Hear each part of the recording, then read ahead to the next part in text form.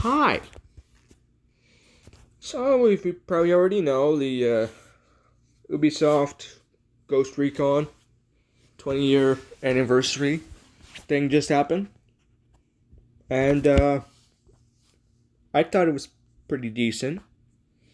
They talked about how happy they are to have fans support their franchise. They're giving the first Ghost Recon game away for free on Ubisoft Connect.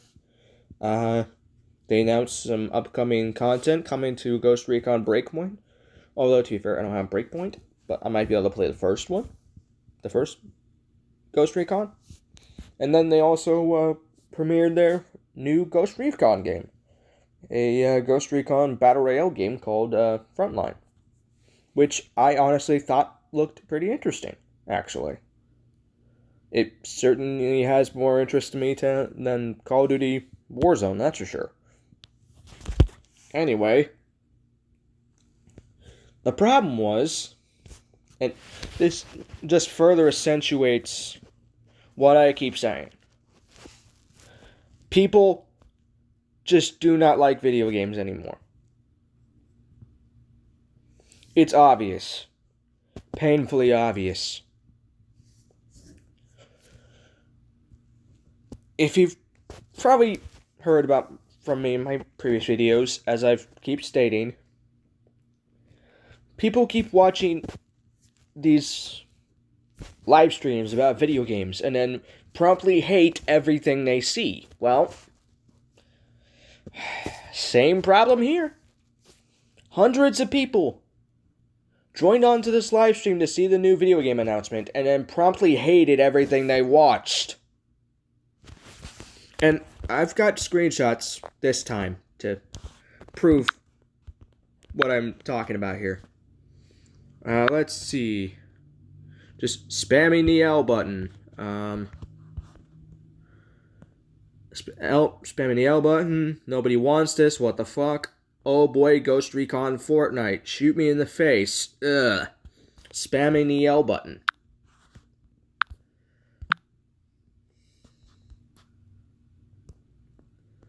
It's to the point of, why?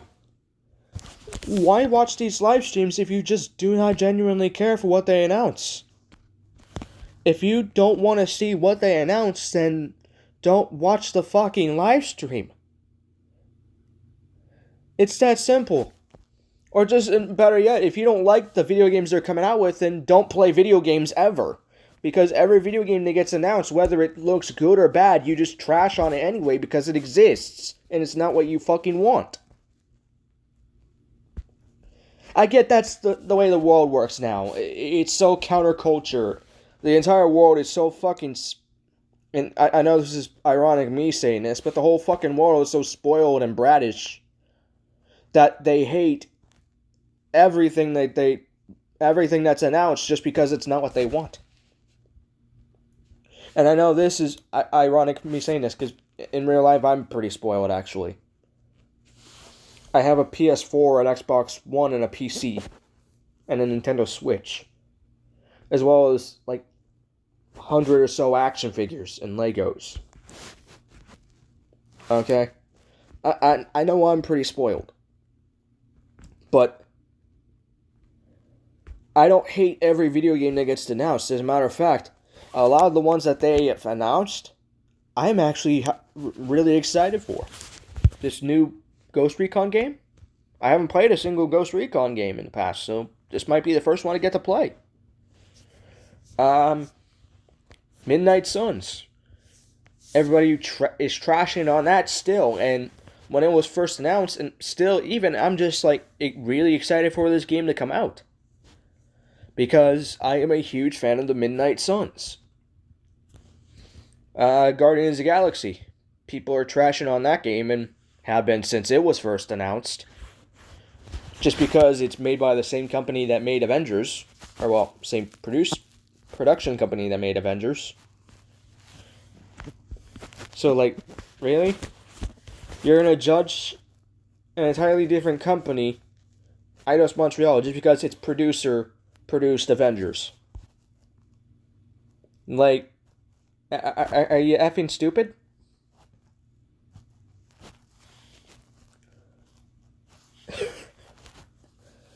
I mean, Christ. I don't see people hating Doom Eternal just because its producers produced Fallout 76.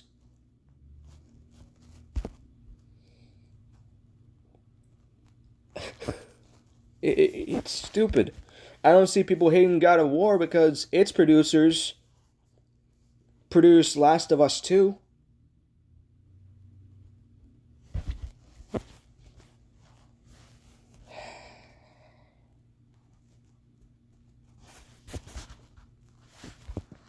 Like, if it was the same company that had made Avengers, Crystal Dynamics that made Guardians of the Galaxy, I'd be a little bit concerned.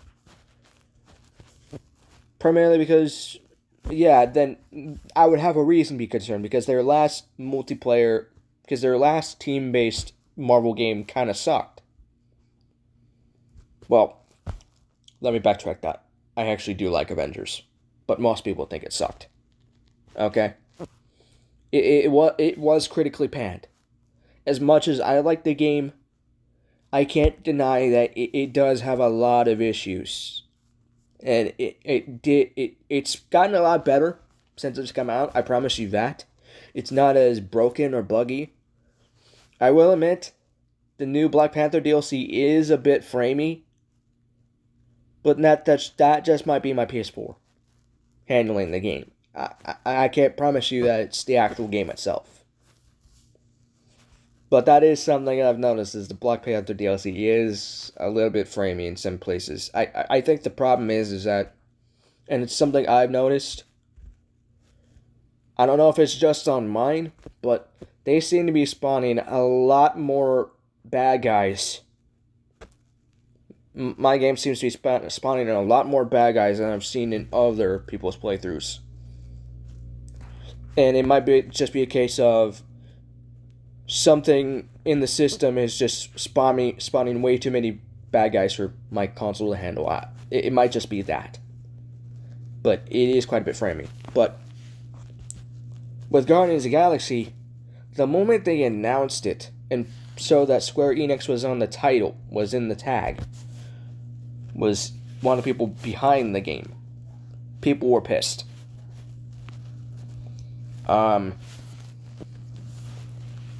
It just shows you how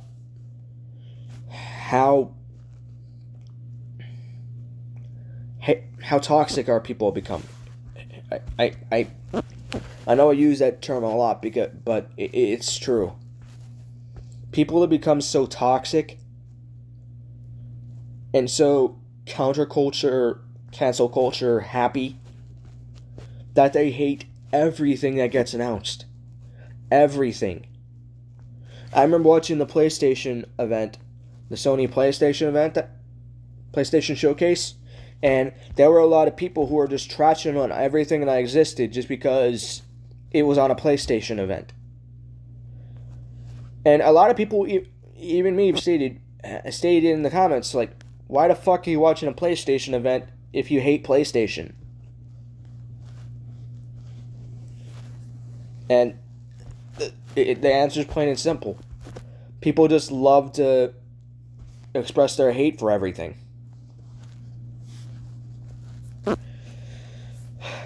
Like, there were some things I hate with a passion. 2016 Suicide Squad.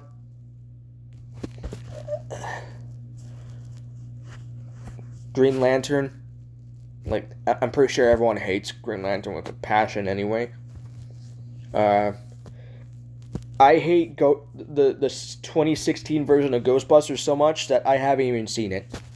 And I don't want to. From what I've heard, it's actually probably a good thing I haven't seen the movie.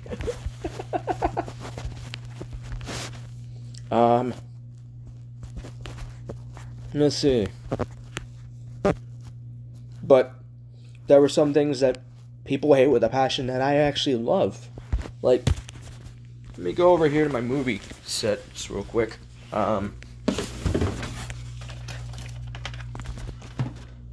I have both Ghost Rider movies. I love both of them. I know people hate that. Assassin's Creed. Love it. It's a good video game movie. Oh, this is a big one. RoboCop. Joel Kinnaman RoboCop. Decent movie. I know a lot of people hate it because of the changes to the story, but I like it. I didn't originally like it, but I do now. Just because it's a very creative and actually pretty fun action movie. Here's another one. Kick-Ass 2. One of my favorite movies of all time. And I don't exactly have it, but I remember making a video defending the 2015 Ghost Rider. Fantastic Four, not Ghost Rider. They didn't make a Ghost Rider in 2015, you dumb fuck. Or, actually, another one, I will admit. How do I state this? I know people hated the last two XMen movies that came out. However, I actually enjoyed Apocalypse. But I thoroughly hated Dark Phoenix. Dark Phoenix, oh boy. I watched that movie and I wanted to cry with how much they mutilated the X-Men films. What I liked about the X-Men films was that one. Like, I'm sorry. But they had a good thing going with Dark Phoenix, not Phoenix, Days of Future Past, and Apocalypse being like this semi-retro, kind of realistic take. Kind of realistic, but also fun take on the X-Men. That kind of felt like the X-Men comics. And then Dark Phoenix just does this stupid fucking tone where it wants to be edgy just for the sake of being dark and edgy.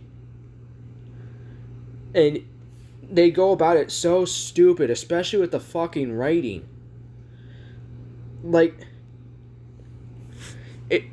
it's trying to be like a prequel to the first X-Men films, but the way they went about it, especially since they fucking killed off characters from the first three X-Men films, just made this stupid as hell.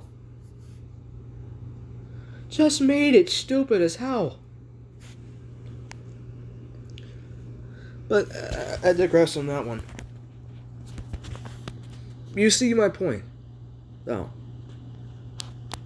Sure, wasn't exactly what I was expecting in the announcement with it being a Battle Royale game. And I will admit, I'm not too much a fan of Battle Royale games. Like, I'll play Fortnite, and I'm actually pretty decent at Fortnite. But I don't really like Apex Legends. I stopped playing Call of Duty altogether because... and I've talked about this in a previous video. Being... It's become... It's no longer fun. Call of Duty is no longer fun for me because... It's hard for me to have fun playing a video game that I don't get to play because somebody across the map snap blocks onto my head through walls because they happen to know exactly where I am at all times using wall hacks and aimbots. Like, it's just not fun anymore. But this new Ghost Recon game does have my interest. Because I have had an interest in playing Ghost Recon, I just haven't had the money to buy the games. Like, well, I can't say that, actually. I've had the money to buy the game several times, but then I promptly blew it all on action figures. Because priorities.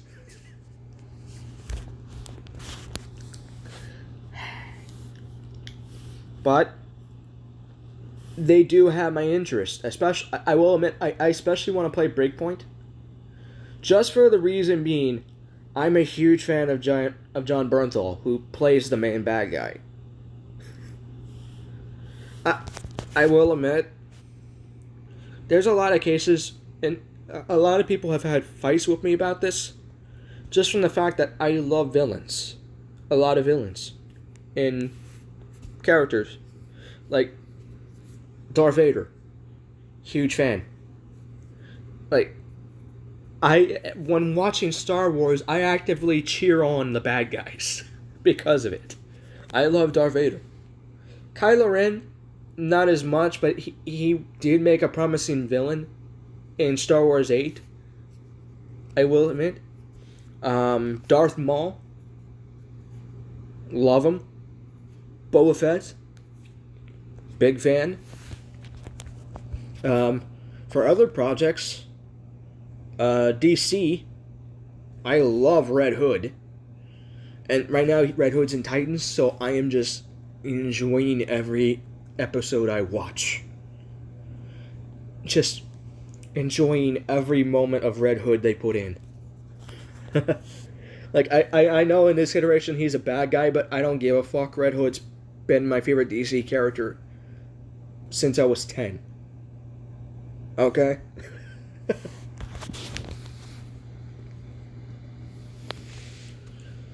So, Ghost Recon Breakpoint does have my interest, but I also want to play through the other Ghost Recon games just because I know a couple of them have featured these events of Splinter Cell, Sam Fisher. And I am a huge Splinter Cell fan. I have both the books, the first 2 books in the series.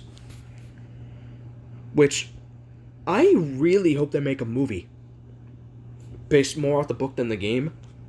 Because the book is actually, as much as I love the Splinter Cell games, the book is actually better than the games. More interesting than the games.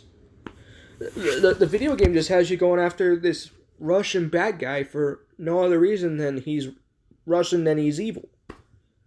Whereas the book has like this entire storyline of Sam Fisher being sent after this Syrian terrorist cell because they bombed a I think it was a theater in London. Like, yeah, that's a good reason to go after them. And you actually get a look into the mind of Sam Fisher. And actually get an idea of what all technology is in the suit. Like the thing that they never say in the games, but they say in the book. Like, fun fact for you. Did you know that Sam Fisher's suit actually has a water cooling system for his suit? That way he never overheats when out in the field. But he can take a little straw out from the neck of his suit and take a drink. That way he doesn't dehydrate either. It's actually kind of cool. He has his own little water system. Like, they never explain that in the games. But in the book, like in the first chapter of the book, they explain a lot of the technology that's in the suit. That's awesome for me. And they have Sam Fisher in the Ghost Recon games, where he is voiced by Michael Ironside, the best voice actor for him. Like, I know the last Splinter Cell game they came out with, a lot of people hated that game just because they replaced Michael Ironside's voice. And I will admit, I've played through a little bit of Splinter Cell Blacklist myself. It's a good game, action-packed wise, like gameplay wise, it's good. It's just very jarring not hearing Michael Ironside as Sam Fisher, because throughout the first 4 games, it was Sam Fisher, Michael Ironside voicing the guy. So it would have been like in one of the X-Men films if they had suddenly replaced Hugh Jackman as Wolverine with some random guy. It just wouldn't feel right. Just didn't feel right. And the guy they had voicing him, I will admit, sounded like he had no interest voicing the character, period. And to be honest, even if they couldn't have gotten Sam Fisher to voice the guy, they could have gotten someone who sounds a little bit closer. Because the guy they had voicing him sounded nothing like him. Like, Sam Fisher is supposed to be very, he has got a very distinct voice. He sounds a lot like this. Well, you just made the top 10, then. Where they had a guy that sounded more like this. Which kind of made it disinteresting to me. You know? But in Ghost Recon, they do have him in that game.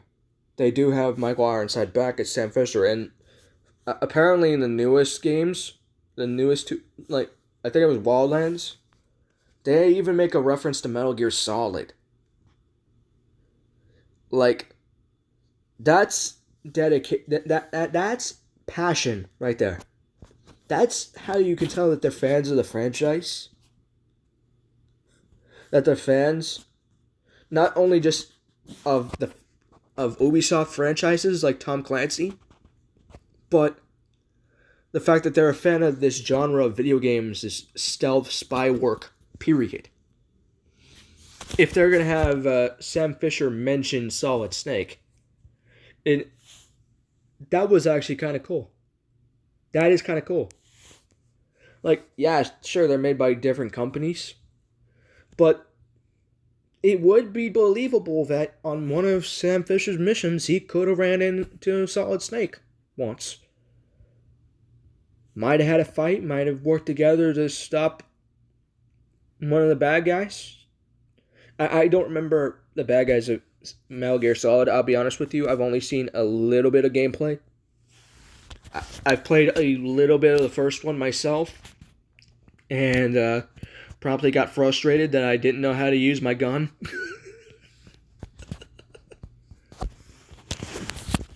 But it does look pretty. I do see why people think it's iconic. It does have some pretty good voice acting and an interesting story. Like, the only Metal Gear game No, it wasn't me who fully played through it. Shit. I've played a good chunk of it, but I didn't actually fully play through it. But the only Metal Gear game I've played a lot of, really, the most of, is Metal Gear Rising.